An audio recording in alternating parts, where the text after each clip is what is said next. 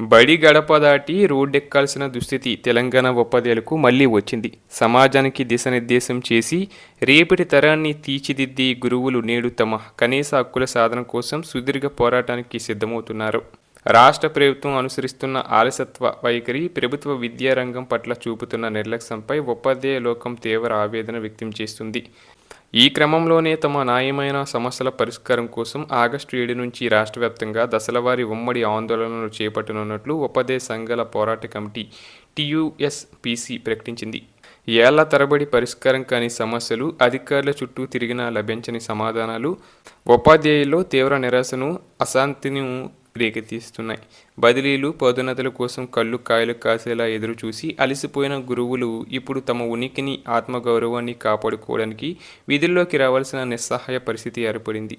విద్యా వ్యవస్థను సంస్కరించడంలో పాలకులు విఫలమయ్యారంటూ టీయూఎస్పీసీ నాయకులు ప్రయత్నంపై తీవ్రంగా మండిపడుతున్నారు. తమ గోడును పాలకులకు వినిపించేందుకు ఈ ఆందోళన బాట పట్టడం మినహా తమకు మరో మార్గం లేదని వారు స్పష్టం చేశారు. ఇక వారి కీలక డిమాండ్లు ఇవే. ఉపాధ్యాయుల ప్రధాన డిమాండ్లలో బదిలీలు, ప్రమోషన్ల ప్రక్రియను తక్షణమే పూర్తి చేయడం, వివాదాస్పద జీవో 25కు అనుకూల సవరణలు చేయడం ఉన్నాయి. ప్రతి ప్రాథమిక పాఠశాలలో కనీసం 2 టీచర్లను నియమించాలని, ఖాళీగా ఉన్న డీఈఓ, ఎంఈఓ పోస్టులను భర్తీ చేయాలని కోరుచున్నారు. సుదీర్ఘకాలంగా ఉపాధ్యాయ వృత్తిలో ఉన్నవారికి ట్యాట్లో వెయిటేజీ కల్పించడంతో పాటు సిపిఎస్ను రద్దు చేసి ఓపీఎస్ విధానాన్ని పునరుద్ధరించాలని డిమాండ్ చేస్తున్నారు. పెండింగ్లో ఉన్న 5 డీఏలతో పాటు దాదాపు 2,000 కోట్లు విలువైన వైద్య, ఇతర బిల్లులను వెంటనే విడుదల చేయాలని స్పష్టం చేశారు. మోడల్ ఎయిడెడ్ స్కూళ్లను విద్యాశాఖ కిందకు విలీనం చేయాలని కోరారు. అదే సమయంలో జీవో 190317ను అమలు చేయాలని పోరాట సమితి డిమాండ్ చేసింది. అలాగే ఆగస్టు 7వ తేదీన రాష్ట్ర వ్యాప్తంగా ఉన్న పాఠశాలల్లో నల్ల బ్యాడ్జీలు ధరించి నిరసన ప్రారంభిస్తారు. ఆగస్టు 12, 13వ తేదీల్లో అన్ని మండల కేంద్రాల్లో అధికారులకు వినతి పత్రాలను సమర్పించడం జరుగుతుంది.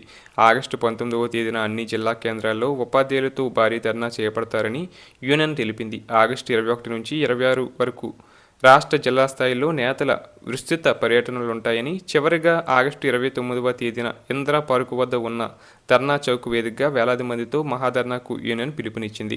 ఈ ఆందోళన తర్వాత కూడా ప్రభుత్వం స్పందించకపోతే సెప్టెంబర్ అసెంబ్లీ సమావేశాల సందర్భంగా వేలాది మందితో చెలో అసెంబ్లీ కార్యక్రమాన్ని నిర్వహిస్తామని టీయూఎస్పీసీ నేతలు హెచ్చరించారు. ఇప్పటికైనా రాష్ట్ర ప్రభుత్వం మొండి వైఖరిని వీడి ఉపాధ్యాయులతో తక్షణమే చర్చలు జరపాలని డిమాండ్ చేస్తున్నారు.